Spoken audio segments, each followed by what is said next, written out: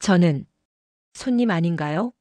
며느리가 시어머니를 똑바로 쳐다보며 말했습니다. 식탁에는 방금 다 먹은 그릇들이 쌓여 있었고 부엌에서는 시아버지와 남편이 설거지 소리를 내고 있었습니다. 하지만 며느리는 소파에 앉아 스마트폰만 들여다보고 있었죠. 어떻게 보면 손님이잖아요. 대접받을 권리가 있다고 생각해요. 33살 전업주부 며느리의 입에서 나온 이 말 여러분이라면 어떻게 하셨을까요? 안녕하세요. 마음쉼터 가족 여러분. 오늘도 찾아주셔서 진심으로 감사드립니다. 오늘 전해드릴 이야기는 75세 박순희 할머니의 실제 경험담입니다. 박순희 씨는 결혼 45년 차, 평생을 가정을 지키며 살아온 평범한 어머니셨습니다. 자식 둘을 키우며 힘든 시절도 많았지만 묵묵히 가족을 위해 헌신해 오셨죠. 딸은 일찍 결혼해서 사위의 고향인 지방으로 내려갔습니다. 손주 둘과 함께 잘 살고 있었죠. 그리고 첫째 아들이 있었습니다. 늦은 나이 42에 결혼을 했습니다. 9살 어린 아내를 만나 가정을 꾸렸죠. 박순희 씨는 며느리가 예뻐 보일 수밖에 없었습니다. 아들이 워낙 늦게 결혼을 해서 걱정이 많았는데 젊고 밝은 며느리를 보니 안심이 되었거든요. 요즘 젊은 사람들은 힘들게 살면 안 된다잖아요. 박순희 씨는 자신이 겪었던 힘든 시집살이를 며느리에게는 시키고 싶지 않았습니다. 시대가 바뀌었다는 것도 알고 있었죠. 그래서 되도록 편하게 대해주려고 노력했습니다. 하지만 명절날 손수 차린 밥상 앞에서 며느리가 했던 그 한마디. 저는 손님이에요. 허리 수술을 받은 지 석 달도 안 된 시어머니가 통증을 참으며 밥상을 차렸는데도 설거지 한 번 거들지 않고 소파에 앉아있던 며느리가 한 말입니다. 과연 박순희 씨는 이 황당한 상황을 어떻게 해결했을까요? 며느리의 그 한마디가 가져온 놀라운 반전. 시어머니의 통쾌한 복수 아닌 복수. 그리고 그 끝에 찾아온 평화로운 결말. 지금부터 들려드리는 이 이야기 끝까지 들으시면 여러분의 가슴도 뻥 뚫리는 느낌을 받으실 겁니다. 혹시 며느리 때문에 아니면 시어머니 때문에 힘드신 분들이 계신가요? 아들이 장가를 가서 며느리와 어떻게 지내야 할지 고민이신 분들도 계실 겁니다. 오늘 이야기가 여러분께 작은 위로와 지혜가 되었으면 좋겠습니다. 그럼 지금부터 박순희 할머니의 이야기 시작하겠습니다. 영상이 도움이 되신다면 좋아요 버튼 한번 꾹 눌러주시고요. 구독과 알림 설정까지 해주시면 더 좋은 이야기로 찾아뵙겠습니다. 자, 그럼 이야기 속으로 들어가 볼까요? 처음엔 요즘 세대가 다 그런 줄 알았습니다. 박순희 씨의 아들 박준호 씨가 결혼한 건 3년 전 봄이었습니다. 42의 나이에 결혼을 한다고 했을 때 박순희 씨 부부는 얼마나 기뻤는지 모릅니다. 요즘 결혼 안 하는 사람들이 얼마나 많습니까? 특히 아들이 나이도 있고 하니까 걱정이 이만저만이 아니었는데 좋은 인연을 만나서 얼마나 다행이었는지요. 며느리 정미진 씨는 33. 아들보다 9살이나 어렸습니다. 어머니, 아버지. 인사드립니다. 첫 만남에서 며느리는 공손하게 인사를 했습니다. 긴 머리를 곱게 빗어 넘긴 모습이 참 단정해 보였죠. 키도 크고 날씬해서 박순희 씨 눈에는 딸 같기도 하고 예쁘기만 했습니다. 잘 부탁해요. 잘 모시겠습니다. 며느리의 말에 박순희 씨는 고개를 저었습니다. 무슨 소리예요? 요즘 시대에 무슨 시집살이가 있어요? 편하게 지내요. 우리도 편하게 지낼게요. 박순희 씨는 진심이었습니다. 자신이 젊었을 때 겪었던 힘든 시집살이를 생각하면 며느리에게만큼은 그런 고생을 시키고 싶지 않았거든요. 결혼 초반 만남은 주로 외식으로 이루어졌습니다. 한 달에 한두 번 생일이나 어버이날 같은 특별한 날에 밖에서 만나 식사를 했죠. 어머니, 근처에 새로 생긴 일식집 어떠세요? 아버지 좋아하실 것 같은데요. 아들이 제안하면 박순희 씨는 흔쾌히 따라갔습니다. 집에서 음식을 준비하는 것도 번거롭고 무엇보다 외식을 하면 서로 부담이 없었거든요. 음식 만드는 사람도 신경 쓰이고 얻어먹는 사람도 신경 쓰이는 게 사람 심리 아니겠습니까? 내가 낼게요. 에이, 제가 낼게요. 아니야. 오늘은 아버지가 내고 싶다고 하셨으니까 우리가 낼게. 박순희 씨 부부는 웬만하면 아들에게 돈을 내게 하지 않았습니다. 물론 이제는 아들도 회사에서 자리를 잡아서 돈을 잘 버는 편이었지만 그래도 부모로서 자식 밥값은 내고 싶었거든요. 그리고 무엇보다 아직 우리도 정정하다는 걸 보여주고 싶었습니다. 자식들한테 신세지는 부모가 되고 싶지 않았던 거죠. 이렇게 평화롭게 지내던 어느 날 남편이 건강검진을 받고 왔습니다. 당뇨 수치가 많이 높아졌대요. 의사 선생님이 식단 관리 좀 하래요. 그날부터 외식보다는 집에서 건강식으로 식사를 하는 날이 많아졌습니다. 자연스럽게 아들 내외를 집으로 초대하게 되었죠. 역시 저는 밖에서 사 먹는 것보다 집밥이 좋은 것 같아요. 어머니 음식 정말 맛있어요. 며느리는 식사 때마다 칭찬을 아끼지 않았습니다. 나물 반찬부터 생선구이, 된장찌개까지 맛있게 잘 먹었죠. 특히 고기 요리를 좋아해서 박순희 씨는 며느리가 올 때마다 불고기나 갈비찜을 준비했습니다. 어머니, 이거 어떻게 만드세요? 저도 배우고 싶어요. 나중에 알려줄게. 어렵지 않아. 대화도 즐거웠고 며느리가 음식을 맛있게 먹는 모습을 보니 보람도 있었습니다. 박순희 씨는 며느리가 예쁘기만 했죠. 그런데 식사가 끝나면 며느리는 항상 가장 먼저 자리에서 일어났습니다. 그리고 아무 말 없이 거실로 가서 소파에 앉았죠. 스마트폰을 꺼내 들고 무언가를 보기 시작했습니다. 엄마, 내가 치울게. 아들이 눈치를 보며 일어서려 하면 박순희 씨는 손사래를 쳤습니다. 괜찮아. 내가 할게. 얼마 안 돼. 그래도. 아니야. 앉아 있어. 아버지랑 이야기해. 박순희 씨는 고무장갑을 끼고 설거지를 시작했습니다. 식기세척기도 있었지만 그래도 그릇을 헹구고 정리하는 일은 해야 했죠. 처음에는 아무렇지도 않았습니다.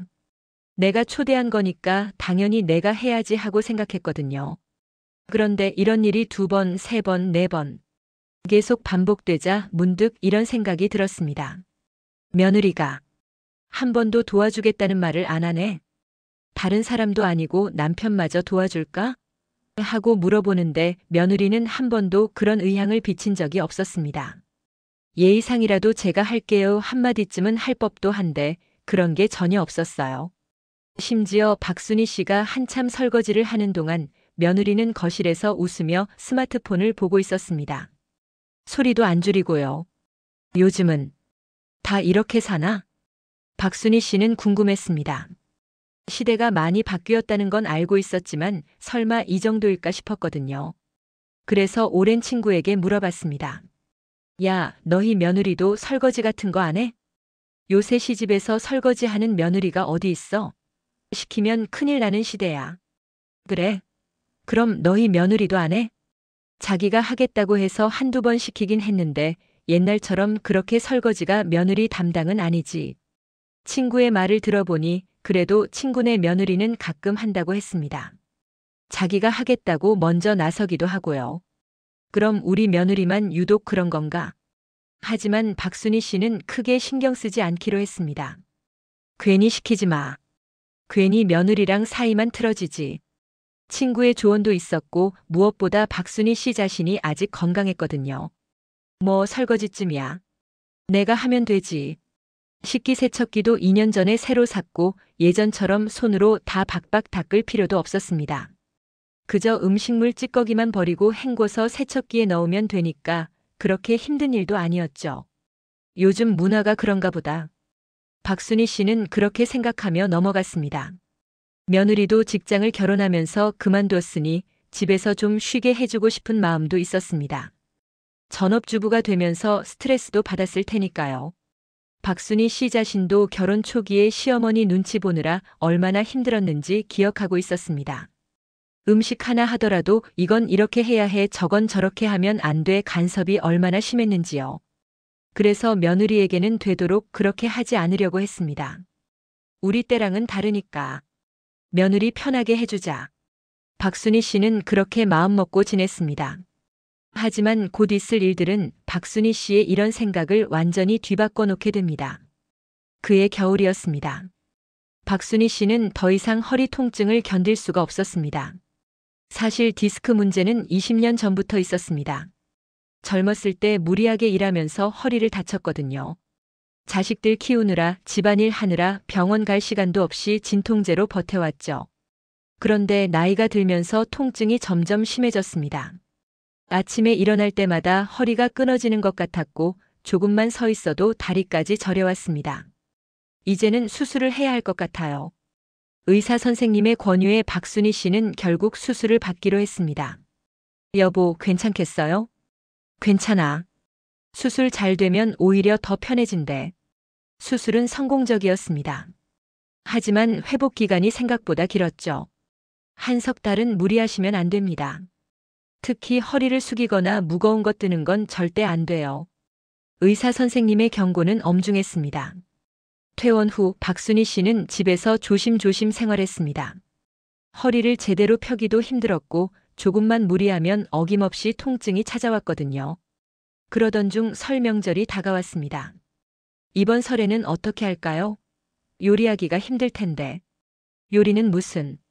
그 허리 가지고 무슨 요리를 해? 남편이 단호하게 말했습니다. 그렇다고 나가서 먹는 것도 불편하고. 그냥 집에서 시켜 먹어. 배달 음식이든 뭐든. 배달을요? 명절인데. 음식이야 포장해 와도 되는 거고. 의사 선생님이 뭐라고 했어? 싸돌아다니지 말래잖아. 남편의 말이 맞았습니다. 괜히 명절이라고 무리하다가 허리 다시 다치면 큰일이었죠. 그래서 그의 설에는 박순희 씨가 요리를 하지 않았습니다. 연휴 전날 아들이 미리 와서 족발을 사왔습니다. 남편은 마트에서 반찬 몇 가지를 사왔고요. 그렇게 접시에 옮겨 담으니 그럴듯해 보였습니다. 진작에 이렇게 해서 먹을 걸 그랬네. 어머니 괜찮으세요? 많이 아프세요? 아들이 걱정스럽게 물었습니다. 괜찮아. 앉아서 밥이나 먹자. 식사는 평화롭게 진행됐습니다. 며느리도 와서 함께 식탁에 앉았죠. 어머니, 빨리 나으세요. 고마워. 하지만 식사가 끝나자 박순희 씨가 접시를 모으려고 하는데 남편이 말렸습니다. 거실 가서 소파에 앉아 있어. 괜한 짓 하지 말고. 이 정도는 괜찮아요. 아이고, 냅둬. 그러다가 허리 한 번 더 수술하고 싶어? 그 말에 박순희 씨는 접시를 내려놓고 천천히 거실로 걸어갔습니다. 아이고, 아이고. 앉았다가 일어설 때가 제일 아팠습니다. 허리가 펴지질 않아서 몸을 숙인 채로 천천히 걸어야 했죠. 거실에 먼저 와 있는 사람이 있었습니다. 며느리가 소파에 앉아 스마트폰을 보고 있었어요. 박순희 씨를 보더니 엉덩이를 한 칸 옮겨서 자리를 양보했습니다. 고마워. 박순희 씨는 조심스럽게 소파에 앉았습니다. 그리고 부엌 쪽을 바라봤죠. 남편과 아들이 설거지를 하고 있었습니다. 그릇 부딪히는 소리, 물 흐르는 소리가 들렸습니다. 설거지도 해야 하는데 신경이 쓰였습니다. 남편도 나이가 있는데 아들이랑 둘이서 설거지를 하고 있으니 마음이 편치 않았죠. 그런데 옆에 앉은 며느리는 전혀 신경 쓰이지 않는다는 표정으로 스마트폰만 들여다보고 있었습니다. 여보, 이거는 음식물 쓰레기 설거지 해놓고 버려야 하는 건가? 부엌에서 남편의 목소리가 들렸습니다. 박순희 씨는 대답을 하려고 일어서려 했습니다. 아이고, 아이고. 서 있다가 앉거나 앉았다가 설 때가 제일 아팠습니다. 통증이 확 몰려왔죠. 그런데 바로 옆에 앉아있던 며느리는 부축하려는 기색도 없었습니다. 아니, 부축은 고사하고 쳐다보지도 않았습니다. 여전히 스마트폰만 보고 있었어요. 이쯤 되면 며느리가 한번 가보는 게 낫지 않나? 박순희 씨는 속으로 생각했습니다. 며느리는 결혼하면서 직장을 그만뒀습니다. 그래서 전업주부예요. 지금 일하고 있지 않잖아요? 그런 며느리가 아픈 시어머니 대신 혹은 나이 많은 시아버지와 남편을 도와서 부엌에 한번 가보는 게 그게 그렇게 이상한 일인가? 하지만 며느리는 미동도 하지 않았습니다. 결국 박순희 씨가 허리를 부여잡고 천천히 일어나 부엌으로 갔습니다. 아이고, 왜 나와? 앉아 있으라니까. 그거 플라스틱 용기들은 세척기에 넣으면 안 돼. 물로 헹궈서 다용도실에 내놔. 알았어. 앉아 있어. 셋이서 부엌에서 설거지를 하고 있는데도 며느리는 끝까지 소파에서 엉덩이를 떼지 않았습니다. 정말로 손끝에 물 한 방울 묻히지 않았죠. 그날 이후로도 마찬가지였습니다. 며느리가 올 때마다 똑같은 패턴이 반복됐습니다. 밥은 맛있게 먹습니다. 어머니 정말 맛있어요. 칭찬도 합니다. 그런데 식사가 끝나면 가장 먼저 자리에서 일어나 거실로 갑니다. 그리고 소파에 앉아서 아무것도 하지 않습니다. 심지어 배달 음식을 시켰을 때도 마찬가지였습니다. 비닐봉지에서 음식을 꺼내서 접시에 담는 것조차 하지 않았어요. 남편과 박순희 씨 그리고 아들이 이리저리 움직이는 동안 며느리는 그저 앉아서 기다리기만 했습니다. 박순희 씨는 깨달았습니다. 건강했을 때는 내가 바쁘게 혼자 다 하려고 하다 보니까 몰랐구나. 아프고 나서야 며느리의 진짜 모습이 보이는구나. 며느리는 시어머니가 허리를 부여잡고 다니는 걸 보면서도 전혀 개의치 않았습니다. 아프거나 말거나 자신과는 상관없다는 듯이 행동했죠. 같이 먹은 음식을 치우는 건데 왜 늘 혼자만 쏙 빠져 있을까? 박순희 씨는 이해할 수 없었습니다. 배달 음식을 먹을 때야 그렇게 일손이 필요 없다고 치더라도 박순희 씨가 직접 요리를 해준 날도 마찬가지였습니다. 허리가 어느 정도 회복되어서 간단한 요리를 할 수 있게 됐을 때도 며느리의 태도는 변하지 않았어요. 밥은 참 맛있게 먹습니다. 하지만 가장 먼저 숟가락을 놓고 일어나는 건 여전히 며느리였죠. 아주 자연스럽게요. 박순희 씨는 생각했습니다. 내가 며느리 같았으면 가만히 있으라고 해도 있기가 힘들 텐데. 시집이 아니라 친구 집에만 가도 그러지 않나요? 친구 집에 놀러 가서 저녁 얻어먹었으면 내가 설거지 할게 하는 게 예의 아닌가요? 설령 친구가 아니야 괜찮아 하고 거절하더라도 말이라도 꺼내는 게 맞지 않나요? 말을 하는 것과 안 하는 것은 차이가 큽니다. 박순희 씨가 아프기 전에는 내가 다 하지 뭐 하는 마음이 있었습니다. 하지만 이제는 허리도 아프고 나이도 드니까 며느리도 좀 도와줬으면 하는 마음이 생겼죠. 밥을 차리거나 대단한 걸 하라는 게 아닙니다. 그저 다 같이 먹은 상은 다 같이 치웠으면 한다는 것뿐이었어요. 며느리도 이제 결혼한 지 3년이나 됐습니다. 이제 적응 못할 때도 아니잖아요. 그리고 이 정도 얻어먹었으면 한두 번 설거지를 할 만도 하지 않나요? 명절에 딸내 사위가 오면 사위는 허리 아픈 장모님을 대신해서 팔을 걷어붙이고 설거지를 도와줬습니다. 비교하고 싶지 않았지만 비교가 안 될 수가 없었습니다. 그리고 그런 며느리를 마냥 공주 취급하는 아들도 참 답답해 보였습니다. 자기야, 물 좀. 며느리가 식사 중에 말하면 아들은 바로 일어나서 물을 따라다 줍니다. 여보, 멸치 좀 더 줄래? 며느리가 말하면 아들은 냉장고에서 꺼내서 접시에 담아다 줍니다. 9살 차이가 나서 그런지 아들이 정말 며느리를 어린 공주님처럼 대접했어요. 처음에는 젊은 부부가 사이좋아서 보기 좋네 했는데 이제는 아들이 너무 바보 같다는 생각이 들었습니다. 그리고 드디어 그 추석이 왔습니다. 아들 내외가 도착하기 전 박순희 씨와 남편이 밥상을 대충 차려놨습니다. 며느리가 도착했습니다. 식사를 시작했죠. 서영아, 수저 좀 놔줄래? 박순희 씨가 며느리를 향해 처음으로 부탁을 했습니다. 네. 며느리가 자기를 부르는 게 맞냐는 듯이 되물었습니다. 박순희 씨가 대수롭지 않게 고개를 끄덕였습니다. 그러자 며느리의 미간이 찌푸려졌습니다. 그때 옆에 있던 아들이 얼른 일어나 수저를 놓았습니다. 아, 역시 아들이 문제구나. 박순희 씨는 그제야 확실히 알았습니다. 며느리가 문제가 아니라 아들이 문제였던 거예요. 며느리를 너무 떠받들다 보니 며느리도 당연하게 생각하게 된 거죠. 처음에는 조금 서운했을 뿐이었는데 이제는 화가 났습니다. 며느리 힘들까봐 일을 안 시킨 건데 그렇다면 며느리도 눈치껏 거들어야 하는 거 아닌가요? 아니, 눈치가 아니라 사람으로서 기본 예의 아닌가요? 이런 생각조차 요즘 사람들과는 맞지 않는 건가? 박순희 씨는 궁금했습니다. 하지만 박순희 씨는 시어머니와 며느리 관계를 떼놓고 보아도 이게 맞다고 생각했습니다. 시어머니가 아니라 옆집 할머니한테 밥을 얻어먹었다고 해도 예의가 있는 사람이라면 벌떡 일어나서 뭐라도 할 겁니다. 며느리도 직장 생활을 몇 년이라도 해봤잖아요. 회사에서 점심 얻어먹고 그냥 자리 뜨는 사람은 없잖아요. 그 정도 눈치도 없을 리가 없는데 한번 며느리가 미워 보이자 처음 품었던 예쁜 마음은 사라졌습니다. 그리고 무엇보다 내 몸이 아프니까 더 그렇게 느껴졌습니다. 이번 명절에는 남편마저 몸살이 나서 기분이 저조해 보였습니다. 75세가 넘어가니 남편도 이곳저곳 안 아픈 데가 없었죠. 그리고 드디어 그 순간이 왔습니다. 서영아, 내가 설거지 좀 해라. 남편이 며느리에게 처음으로 직접 말했습니다. 내가 몸이 안 좋아서 좀 누워 있어야겠다. 먹을 때는 정신없이 실컷 먹어놓고는 식사가 끝나기가 무섭게 혼자 거실에 가서 앉아있는 며느리에게 한 말이었죠. 저요? 설거지를요? 며느리가 눈이 커졌습니다. 여태까지 이런 적이 없으니 당황할 만도 했죠. 식기세척기 있으니까 헹궈서 잘 넣으면 돼. 집에도 있지, 식기세척기? 네.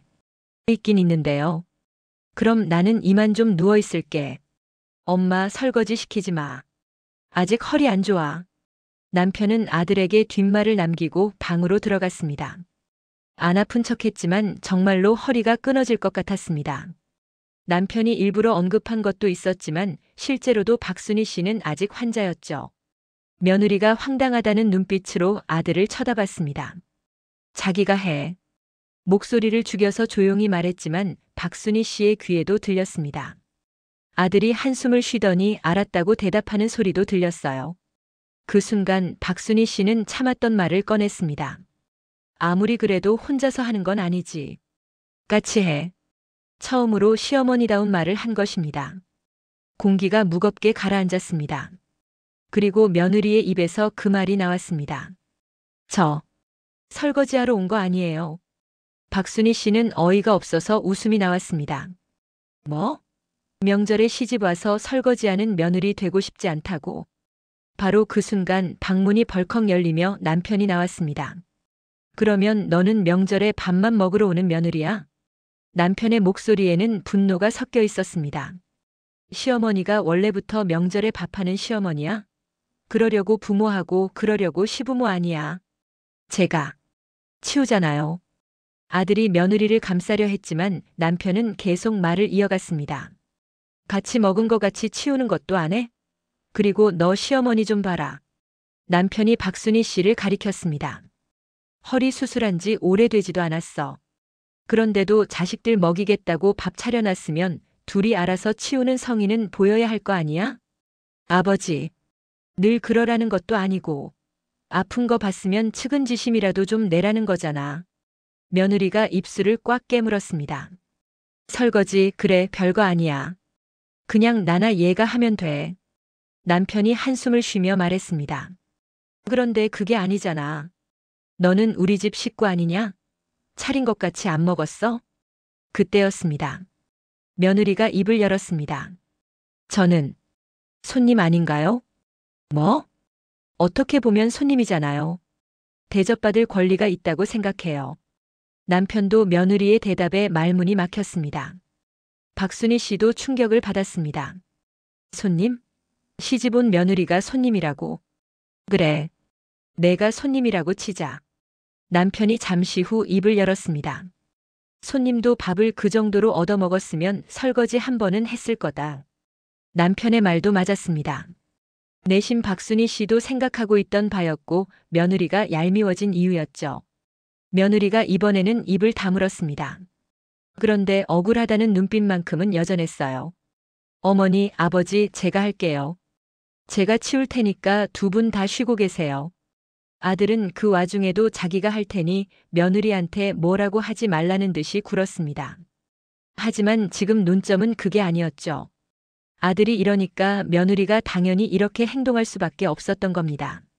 며느리는 시부모가 이해가 안 되겠죠. 아들이 하겠다는데도 굳이 며느리를 시키려는 못된 시부모로밖에 안 보일 게 뻔했습니다. 아들은 설거지를 마친 뒤 며느리를 데리고 서둘러 집으로 돌아갔습니다. 거리가 가까워서 명절 다음 날 아침밥도 먹으러 오곤 했는데 박순희 씨가 못을 박았습니다. 내일은 오지 마. 우리 둘이 먹을게. 아들도 며느리와 다퉜는지 어쨌는지 다음 날 밥 먹으러 오겠다는 소리는 하지 않았습니다. 그날 밤 박순희 씨는 잠이 오지 않았습니다.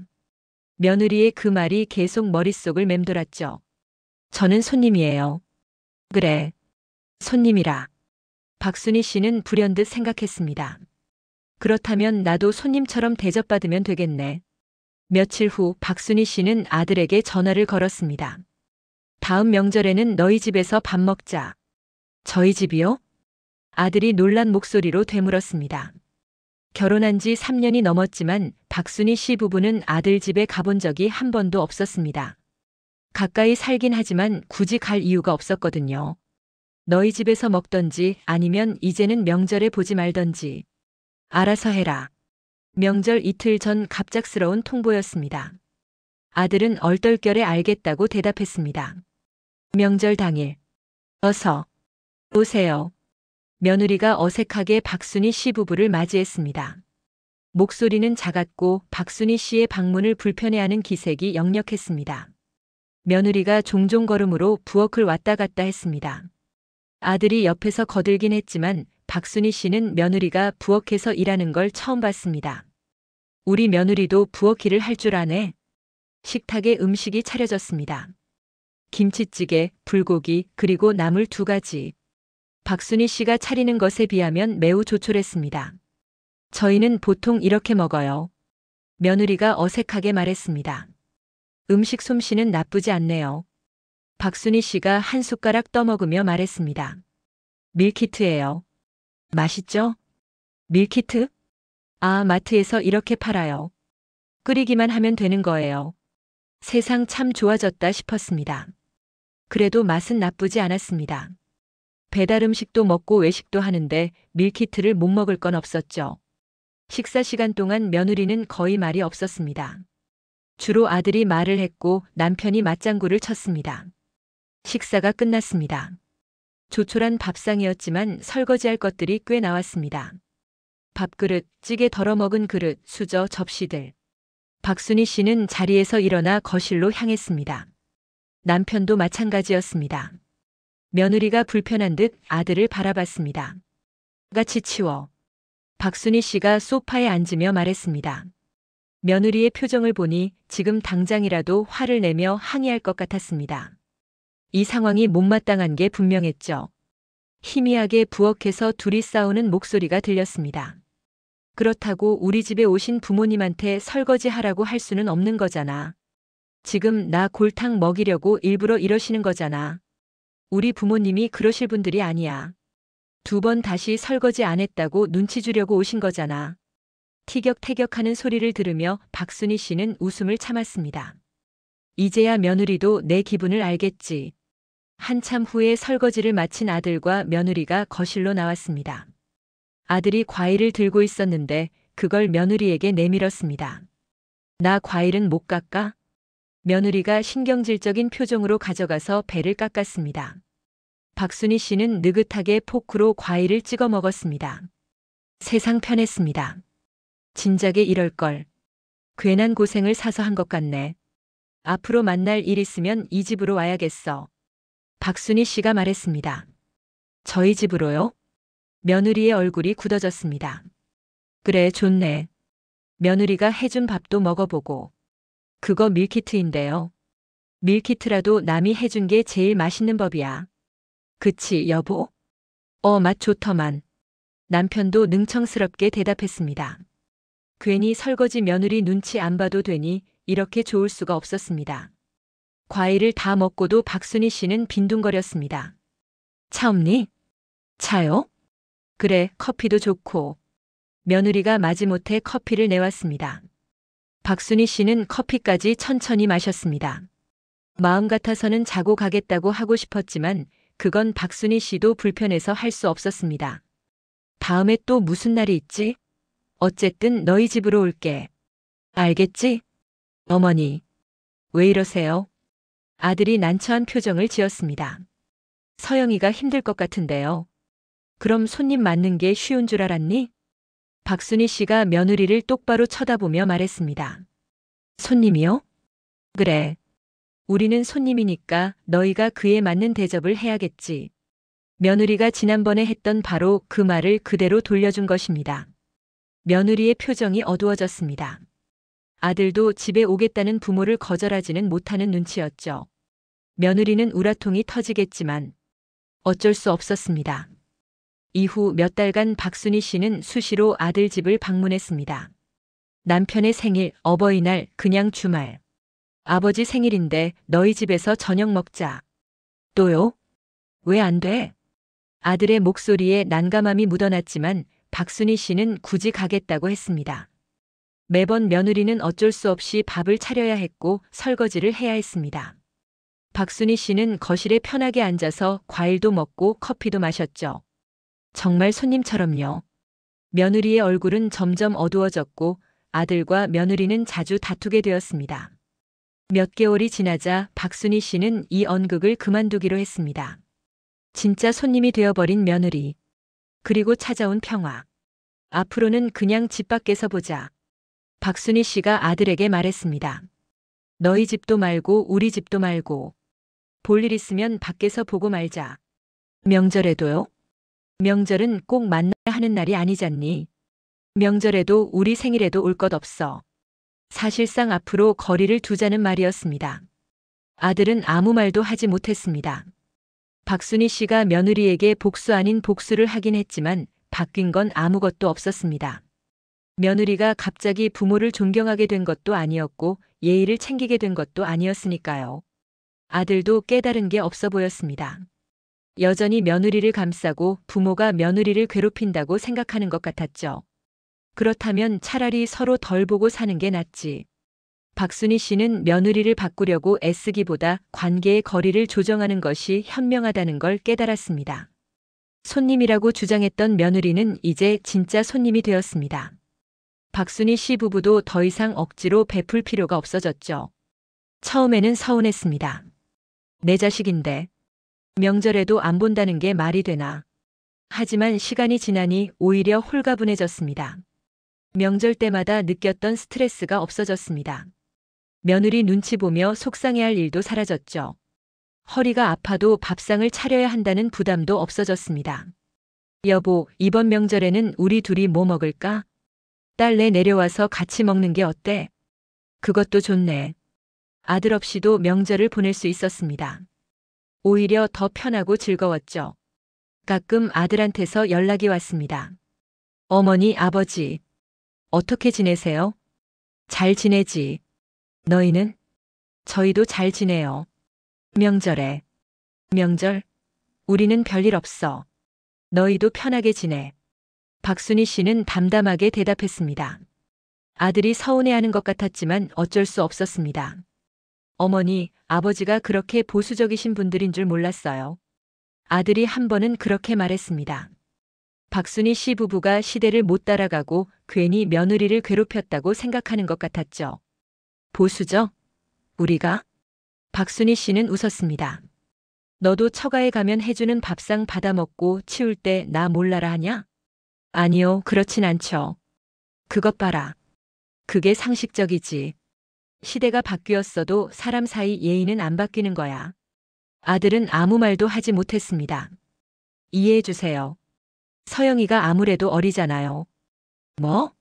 20살짜리랑 결혼했니? 박순희 씨가 핀잔을 주었습니다. 며느리도 이제 30 중반이었습니다. 어리다는 핑계를 댈 수 있는 나이가 아니었죠. 그리고 나이가 어리다고 무조건 몰라도 되는 것도 아니었습니다. 박순희 씨의 딸은 며느리보다 몇 살 더 많을 뿐인데 시부모한테 잘했습니다. 명절 때 차례도 지내는 집에 시집을 갔는데 요리도 일부 한다고 들었거든요. 그래도 너무 그러지 마세요. 그게 그렇게 큰일도 아니고. 아들이 계속 며느리를 감쌌습니다. 박순희 씨 부부가 며느리에게 해코지라도 한 것처럼 말이죠. 시집살이라고는 시켜본 적이 없는데. 박순희 씨는 서운했습니다. 졸지에 못된 시부모가 된 것 같았죠. 하지만 어쩔 수 없었습니다. 아들이 저렇게 생각하는데 며느리는 오죽하겠습니까? 박순희 씨는 더 이상 설명하지 않기로 했습니다. 그래, 알았어. 우리가 잘못했어. 그러니까 이제는 서로 불편하지 않게 지내자. 어머니, 명절에도 안 보면 서로 눈치 볼 일도 없고 좋잖니. 그렇게 박순희 씨 부부와 아들 내외는 거리를 두게 되었습니다. 한 해가 지나고 두 해가 지났습니다. 박순희 씨는 이 선택이 잘한 것이라고 생각했습니다. 여보, 우리 이번 생일에는 뭐 할까? 둘이 여행이나 갈까? 요즘 시니어 여행 상품 좋은 게 많다던데. 그것도 좋네. 아들 걱정, 며느리 걱정 없이 부부끼리 즐겁게 지냈습니다. 가끔 딸이 손주들 데리고 올라오면 그때 가족의 정을 느꼈죠. 세상이 변했다고 탓할 것도 없고 며느리가 못됐다고 원망할 것도 없어요. 박순희 씨는 친구에게 말했습니다. 그저 서로에게 부담이 되지 않는 선에서 적당히 거리를 두고 사는 거죠. 그게 요즘 시대를 살아가는 지혜인지도 몰라. 친구도 고개를 끄덕였습니다. 박순희 씨는 이제 그 사실을 받아들였습니다. 모든 가족이 가깝게 지낼 필요는 없다는 것. 서로 존중하고 배려하지 못한다면 차라리 거리를 두는 게 평화롭다는 것. 그리고 무엇보다 내 건강과 행복이 가장 중요하다는 것을요. 여러분, 오늘 이야기 어떻게 들으셨나요? 박순희 할머니의 선택, 어떻게 생각하시나요? 혹시 며느리의 입장이 이해가 되시나요? 아니면 시어머니의 마음이 더 공감이 되시나요? 사실 정답은 없습니다. 중요한 것은 서로를 존중하는 마음과 기본적인 배려입니다. 가족이라는 이름으로 일방적인 희생을 강요할 수도 없고 가족이라는 이유로 모든 배려를 거부할 수도 없는 거죠. 며느리와 시어머니 관계는 참 어렵습니다. 하지만 기본적인 예의와 배려만 있다면 충분히 좋은 관계를 유지할 수 있습니다. 그리고 만약 그게 어렵다면 박순희 할머니처럼 적당한 거리를 두는 것도 하나의 방법입니다. 억지로 참으면서 관계를 유지하는 것보다 서로 편한 거리에서 만나는 게 더 건강한 관계일 수 있으니까요.